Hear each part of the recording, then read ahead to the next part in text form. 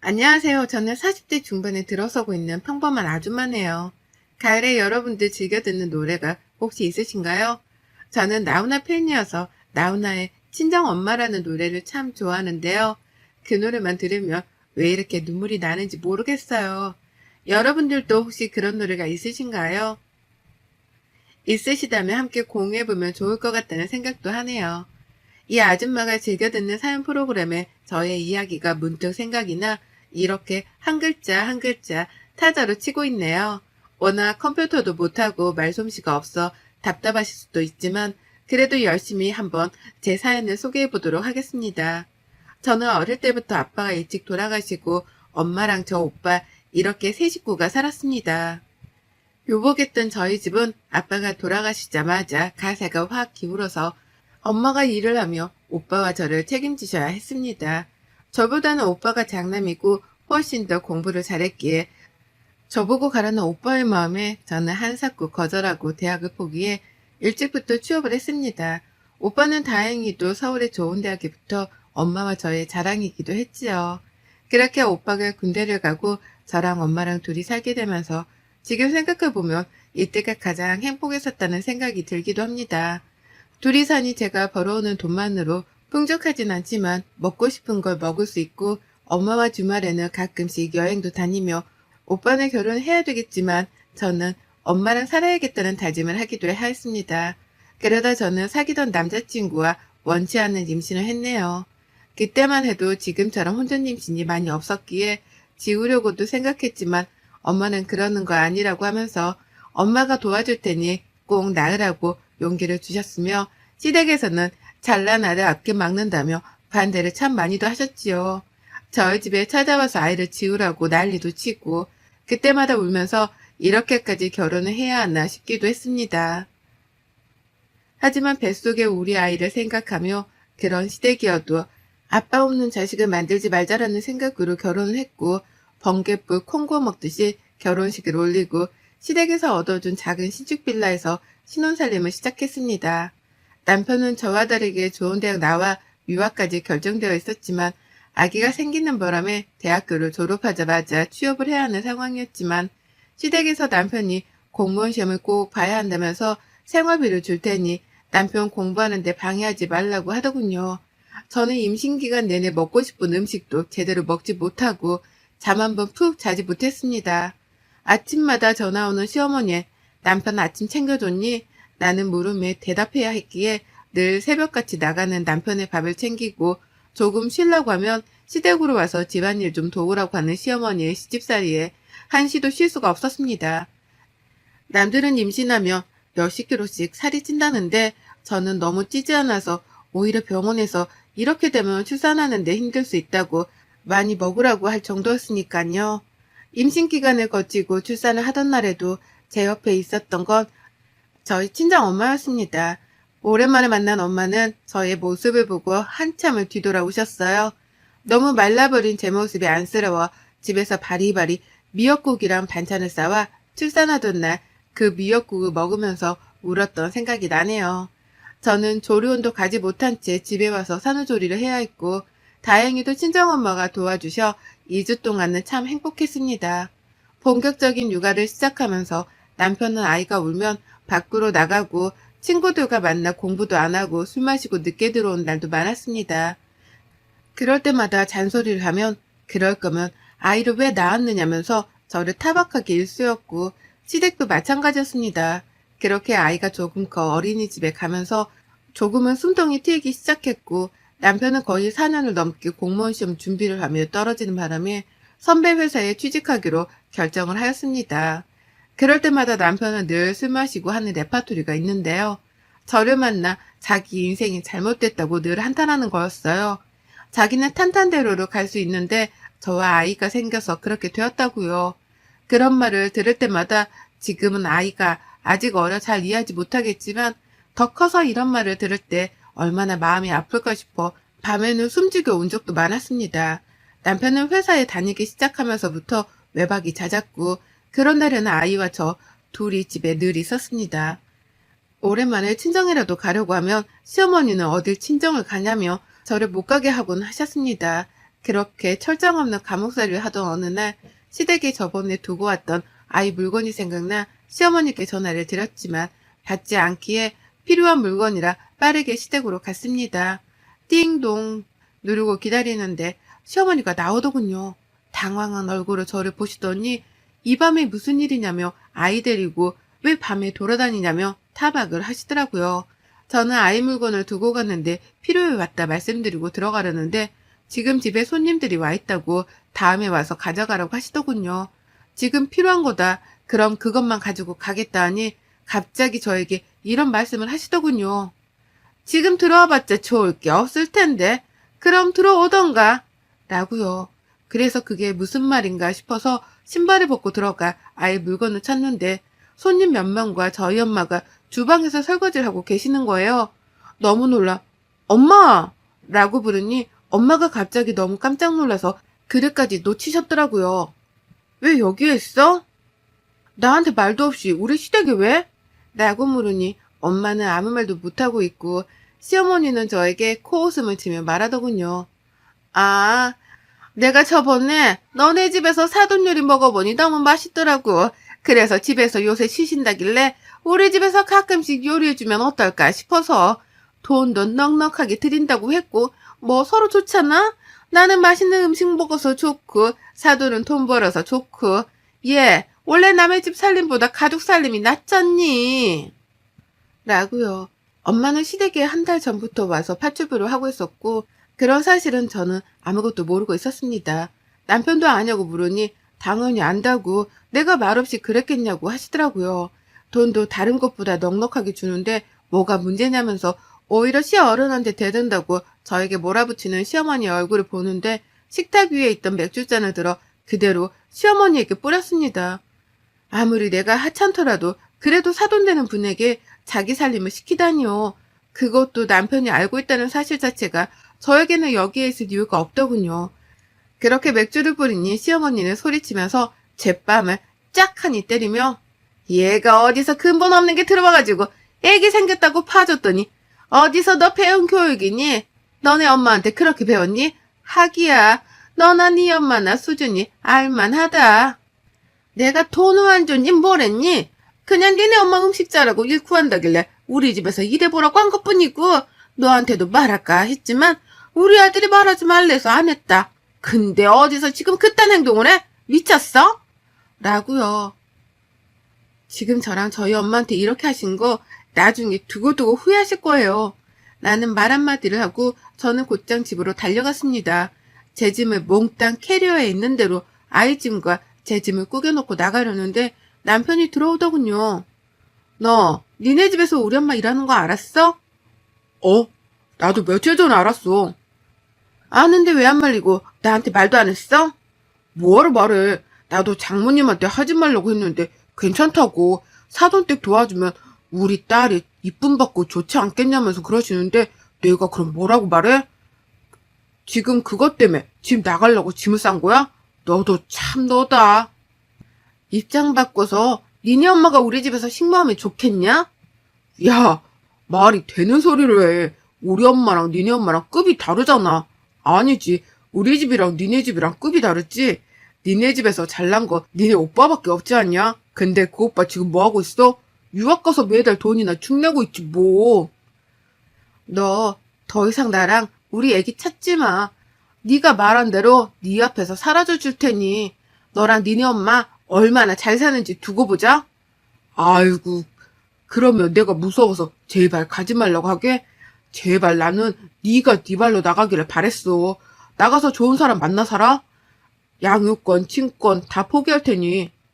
그 뒤로 양육권, 친권 포기각서 위자료 받고 양육비 없이 이혼을 했습니다. 처음에 이혼하고 나서는 어떻게 살아야 할지 막막했습니다. 당장 가진 돈도 없었고 아이도 어렸고요. 그러다 엄마가 저에게 통장 하나를 건네주셨습니다. 그 통장에는 아빠가 돌아가셨을 때 엄마가 우리가 없더라도 잘 살 수 있도록 노후자금이 들어가 있는 통장이었는데요. 이걸로 저에게 하고 싶은 거 하면서 살라고 건네주더라고요. 어떻게 이걸 쓰냐고 펑펑 울었지만 엄마는 제가 행복한 게 가장 행복하다면서 뭐라도 시작하라면서 건네준 통장으로 엄마와 저는 조그마한 한식집을 냈습니다. 처음에는 동네에 있는 상가에서 아침, 점심 장사를 시작하면서 단골들이 생기게 되고 엄마의 음식을 좋아하는 손님들이 점점 늘어나면서 저희는 그렇게 조금씩 매장을 늘려갔습니다. 그러다 한정식 전문점을 차리게 되었고 지금은 3개 정도 운영을 하고 있는 상태입니다. 저희 아이 또한 아빠 없는 삶에서 돈의 여유라도 주고 싶어 시작했던 일이 다행히도 잘 돼 아이가 하고 싶은 거, 사고 싶은 거 다 해주면서 살았던 날들이 벌써 이렇게 시간이 지나갔네요. 단칸방에서 시작했던 우리는 이혼하고 난 뒤 원룸에서 투룸으로, 투룸에서 쓰리룸으로 지금은 경기도 40평대 아파트에서 엄마 저, 우리 딸 이렇게 셋이 살고 있네요. 저는 본종과 2곳을 옮겨 다니며 일을 하는 중이고 저희 엄마는 이제 조금은 쉬시고 있는 상태입니다. 그날따라 엄마가 가게에 나와보신다고 해서 예약건이 많아 응대하고 있는 찰나에 엄마의 지인분이 오셨다고 인사하러 같이 가자고 하시더라고요. 친한 지인분이라고 하길래 저도 함께 인사를 드리러 갔다가 룸에서 나오는데 정말 낯익은 얼굴이 보이더라고요. 단 한 번도 잊지 않았던 얼굴인 바로 전 시어머니였어요. 저랑 저희 엄마를 처음에는 못 알아본 것 같은데 제가 똑바로 쳐다보니 갑자기 생각이 났다는 듯 쳐다보더라고요. 근데 자기 지인과 저희 엄마가 인사를 하니 놀랐겠죠. 뻔뻔하게 저희 앞으로 걸어오더니 그 지인에게 자기야 누구야? 라고 물어보더라고요. 그분은 여기 나랑 친한 언니 내가 예전에 말했잖아. 한정식집 크게 하는 큰손 바로 이 언니야. 그 한정식 크게 한다는 사람이 지금 이 사람이라고? 그렇다니까. 언니가 음식 솜씨가 워낙 좋아서 내가 여기 음식을 못 끊잖아. 하고 웃는데 전 시어머니 표정이 굳어지더라고요. 저희 엄마는 그럼 잘 먹고 가시라고 하고 저도 그 뒤로 휙하니 나왔어요. 정말 한순간도 잊지 않았던 얼굴인데 여기에서 마주치니 사실 좀 놀라기도 했습니다. 그리고 그 다음날 매장에 나가 예약건들을 확인하는데 누군가 저를 찾아왔다고 보니 전 시어머니더라고요. 참 웃기죠. 잠깐 이야기하자는 말에 조용히 룸으로 들어가 대화를 했습니다. 무슨 일이세요? 우리의 손녀 잘 지냈지? 네? 손녀요? 무슨 말씀이세요? 제가 이혼할 때 위자료 한 푼 없이 나가는 조건에는 친권, 양육권 모두 다 포기한다고 했고 자식이라고 생각하지 않겠다고 손녀라고 생각하지 않겠다고 한 건 어머님이랑 남편이었어요. 이제 와서 손녀라니. 그런 말 입에 올리지 마세요. 그래도 피는 못 속이지. 내 손녀 내가 물어본다는데. 알겠고요. 찾아오신 용건부터 말씀하세요. 너 언제 이렇게 매장을 다 차렸니? 그거야 제가 일일이 대답할 건 아니잖아요. 본론만 말씀하세요. 무슨 본론? 이혼했어도 우리 아들 자식이 너랑 살았었는데 한 번은 아빠를 보여줘야 하지 않겠니? 아빠요? 무슨 아빠요? 저는 저희 딸에게 말했어요. 아빠는 없다고요. 그 사람에게도 전해주세요. 다른 사람 만나 행복했으면 좋겠다고요. 저 오늘 매장이 바빠. 그만 먼저 일어날게요. 빨리 가주시기를 바래요. 하고 먼저 일어났어요. 갑자기 시어머니가 저렇게 나오는 이유를 모르겠어 주변에 수소문을 해봤습니다. 몇 년 동안 전 남편 소식조차 듣지 않아 차단했는데 알아보니 전 남편은 다니던 회사에서도 여러 문제를 일으켜 잘리고 전 시댁은 시아버지가 보증을 잘못 써 살던 집까지 넘어가 지금 좀 힘들어졌다고 하더라고요. 그래서 자기도 소식을 잘 모른다고요. 전 시어머니 속셈을 알 것도 같았죠. 또 오겠지 싶었지만 아니나 다를까 또 찾아온 시어머니와 전 남편 정말 기가 차더라고요. 매장에서 직원들도 있고 이야기하기 어려워 근처 카페에 가서 대화를 하는데 가관이었어요. 자기야 잘 지냈어? 나야. 우리 딸 잘 있지? 나는 딸이 너무 보고 싶어. 정말 미치는 줄 알았어. 야 연기하지 마. 본론만 말해. 아니 왜 그렇게 말해. 나 우리 딸 한 번만 보고 싶어서 왔어. 엄마가 너랑 장모님을 마주쳐다길래 너를 아무리 찾아도 알 수 없고 아는 애들도 없어서 내가 너를 얼마나 찾았는데. 나는 너랑 너네 엄마한테 우리 딸 보여줄 생각 없고 앞으로도 없으니 더 이상 찾아오지 마. 한 번 더 찾아오면 이번에는 이렇게 안 끝나? 얘 너는 무슨 말을 그렇게 하니? 어떻게 자식과 부모의 연을 끝낼 수가 있어? 그러지 말고 한 번만 애 데리고 나와봐. 우리가 걔를 뭐 어떻게 하는 것도 아니고. 제가 지금 그쪽들 속셈 뻔히 모르는 거 아닌 거 아는데 연기를 하시려면 좀 제대로 하세요. 너무 심하잖아요? 무슨 연기를 말하는 거니? 지금 제가 돈 좀 버는 것 같으니 저에게서 뭐라도 떨어질까 이러시는 것 같은데 착각하지 마세요. 우리 딸은 그쪽들 만날 일 없으니 계속 찾아오셔도 소용없어요. 하고 일어나서 나갔는데 시댁에서 당했던 그 악몽들이 떠올랐습니다. 잊고 살았다고 생각했는데 가장 힘들었던 때 그 사람들을 만나니까 정말 힘들었습니다. 내가 우리 딸도 아빠가 보고 싶은데 나 때문에 그러는 건가 싶기도 했어요. 그렇게 고민하고 나서 엄마에게 물어봤어요. 과연 아빠가 있다는 걸 말해주는 게 나을지요. 엄마는 그래도 아빠가 있다는 건 말해주는 게 어떻겠냐고 하시더라고요. 딸에게 잘 설명한 뒤 전 남편과 전 시모를 딸에게 이야기해주기로 마음을 먹었습니다. 그렇게 처음 만난 아빠를 보니 딸은 어색해 하더군요. 얘기야, 할머니야. 할머니가 얼마나 우리 손녀가 보고 싶던지. 우리 딸, 아빠야. 아빠가 우리 딸이 너무 보고 싶었어. 셋이 만나는 동안 저는 딴자리에 앉아 생각이 잠겼습니다. 이제 집에 가려고 이야기하는 순간 갑자기 저보고 오늘 우리 집에 가서 같이 있으면 어떻겠냐 하더군요. 딸이 어떻게 사는지 궁금하다고요. 저희 딸도 자기 방을 아빠랑 할머니께 보여주고 싶다 하도 말하니 엄마가 친구들이랑 여행에 가셔서 그럼 잠깐만 들어갔다 가라고 말한 후 집으로 갔습니다. 집으로 가니 자기네 집인 마냥 곳곳을 살피더군요. 그러더니 이번에는 집에서 꼭 자고 가겠다고 이야기를 하는데 정말 너무 뻔뻔하지 않나요? 자꾸 딸을 앞세워 저에게 이야기를 하라고 하는 것 같은데 처음에는 너무 화가 났지만 그래도 천류는 끊을 수 없다길래 손님방을 내어줬습니다. 그렇게 아침이 되었고 같이 넷이 앉아 식사를 하는데 갑자기 전시모가 저에게 우리 이렇게 가족이 다시 되는 거야? 라고 하는 거예요. 먹던 밥이 튀어나와. 아니 도대체 무슨 말씀을 하시는 거예요? 저는 그럴 일 1%도 없고요. 다만 저희 딸이 자기를 낳아준 아빠가 어떤 사람인지 나중에도 궁금해할 것 같아서 만난 것뿐이지 그 이상 그 이하도 아니니까 김칫국 마시지 마세요. 라고 했습니다.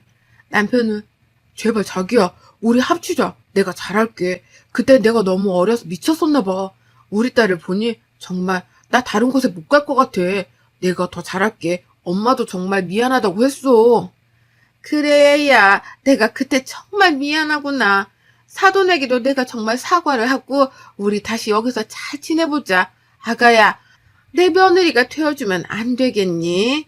하며 헛소리를 하는데 아무 말도 안 하고 저는 가만히 있었습니다. 그들은 저보고 긍정의 의미냐면서 좋아하는 순간 번호키를 누르고 들어오던 소리에 저보고 누구 올 사람 있어? 라고 물어보더라고요. 그래서 대답했어요. 네, 저랑 곧 결혼할 사람이요. 라고 말했죠. 그랬더니 둘 다 순간 놀라 벙 찌더라고요. 저의 애비 남편이 들어오자 저희 딸은 아빠 하면서 달려갔고 애랑이 딸을 안아주더라고요. 시어머니와 남편은 이게 무슨 소리냐면서 놀라길래 그대로 설명해 드렸어요. 말 그대로 제 남편이요. 아니지, 애비 남편이요. 그리고 저희 딸의 아빠요. 무슨 소리야? 아빠는 나지. 너였지. 너였는데 네가 포기했잖아. 다신 보지 않기로 다 서류 써서 제출했잖아. 도대체 무슨 소리야? 아니 그땐 그랬지만 이제는 잘한다니까. 네가 결혼할 거면 딸은 놔주고 결혼해. 너 진짜 콩밥 한번 먹어보고 싶어 이래? 아 맞다. 네가 지금 서류 놓고 기다리는 회사 있지? 네가 그걸 어떻게 알아? 그게 왜? 그 회사에 못 갈 것 같아. 그 회사 우리 남편이 사장이야. 라고 했더니 전 남편의 얼굴이 정말 새빨개지더라고요. 이 사람에게 이야기 많이 들었습니다. 죄송한데 이렇게 찾아오시는 거 주거 침입죄에 해당될 수 있어요. 저희 이번에 결혼식 올리는데 2분 초대하고 싶네요. 저희 부모님도 많이 뵙고 싶어 하시고요. 참 궁금해 하셨거든요. 수준 이하의 사람들은 어떤 사람인지요. 무슨 이야기인지 아셨으면 더 이상 찾아오는 일 없었으면 합니다. 다시 찾아오면 그때는 경찰서에서 배워야 할 것 같네요. 전 시어머니와 남편은 그대로 주저앉아 멍을 때리고 저는 경찰 불러서 나가라고 하기 전에 나가라고 했어요. 그리고 말했습니다. 내 딸이 그래도 자기를 낳아준 아빠가 어떤 사람인지 살아가면서 궁금해할 것 같아서 온정을 베풀었는데 너랑 너네 엄마라는 사람은 끝까지 수준이야의 사람이라는 걸 알았어. 그리고 어머님, 제가 그랬죠? 그때 그 일 반드시 기억하고 있었다고요. 오갈 곳 없어서 일할 데 없으시면 저희 매장에 주방임으로 써드릴게요. 돈은 당연히 많이 드리고요. 생각 있으시면 연락하세요. 라고요. 그렇게 전 시댁과 저의 인연은 완전히 끝이 났습니다. 제가 혼자 사는 것 같아 보이니 만만했던 것 같아요. 그러니 다시 합치려고 수작 부렸지만 그거는 말이 안 되는 이야기인 거잖아요. 수준 이하의 사람들이니 수준 이하로 대해줬으니 더 이상 찾아오지 않겠지요. 그렇게 저는 오랫동안 마음속에 품어왔던 감정을 보내주었습니다. 저희 애비 남편은 저희 친정엄마가 소개해준 사람이에요. 오랫동안 단골로 왔던 부부가 있었는데 그 부부와 엄마가 연을 잘 맺어 저와도 이렇게 인연이 닿았답니다. 알고 봤더니 굉장한 재력가의 집안이었던 저희 시댁은 정말 검소하시고 늘 배려하고 이해하는 삶이 가장 행복하고 윤택한 삶이라고 말씀하시거든요. 그 삶의 목표를 이어받아 저도 이제 남편과 저희 딸과 엄마와 행복하게 살고 싶습니다. 저의 새 출발을 응원해 주실 거죠? 여러분의 생각은 댓글로 남겨주세요. 오늘도 시청해 주셔서 정말 감사합니다.